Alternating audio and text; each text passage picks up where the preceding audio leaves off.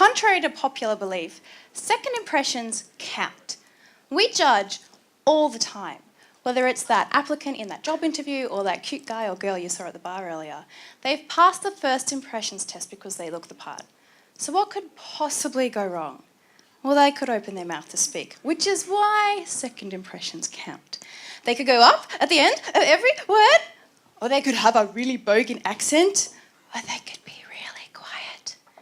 If the way you deliver your voice is inconsistent with the visual image you choose to present of yourself, this conflict creates doubt for the listener as to who you are, immediately degrading their perception of your credibility, despite the brilliance of the content that you have to say. So, think about a baby. A baby understands what the tone in someone's voice means. They understand when a tone means danger. They understand when a tone means authority, and they understand when a tone means safety. Without understanding the words, the baby understands what the tone of someone's voice means. Now, information only gets through to the thinking parts of your brain if the environment is perceived to be safe. If there's any tone of anxiety or stress in your voice, then the content of what you have to say is irrelevant because all that the listener is hearing is alert, alert. So your content is irrelevant. Imagine that your voice is a speaker and there's a plastic tube coming up out of the speaker to the other side of the room. If I scrunch that plastic tube at some point, anywhere along it, the sound is going to be distorted in some way. Likewise, if your voice box, your throat, your facial cavities are constricted in some way, your sound is going to be distorted, your voice is going to change. And that's either through poor habitual use or the way emotions affect our voice, and the result is anxious, tired and stressed communication. Now this is all subconscious, but imagine the power of your voice if you choose to use this knowledge in a constructive way, learn about your voice and how you can use it to create a safe and assertive tone to get what you want for the audience required.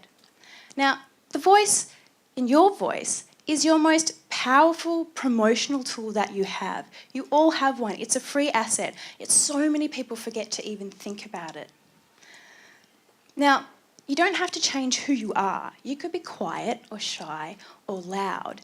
It's just about learning about what you have and learning how to use your voice in the most efficient and effective way to get what you want for the audience required to get what you want. But why am I so obsessed with voice? Well, age 19, I slipped into a coma. I had my head shaved, holes drilled through my skull, and a drain put into my brain. I was on life support in a critical condition. The trauma was so bad, my family was told that I was either going to die or be a vegetable. And I remember in my coma state hearing a question, do you want to stay here or do you want to go back there? And it was a question of whether I wanted to live or not. And I was adamant immediately, I have to go back to sing, I have to go back to sing.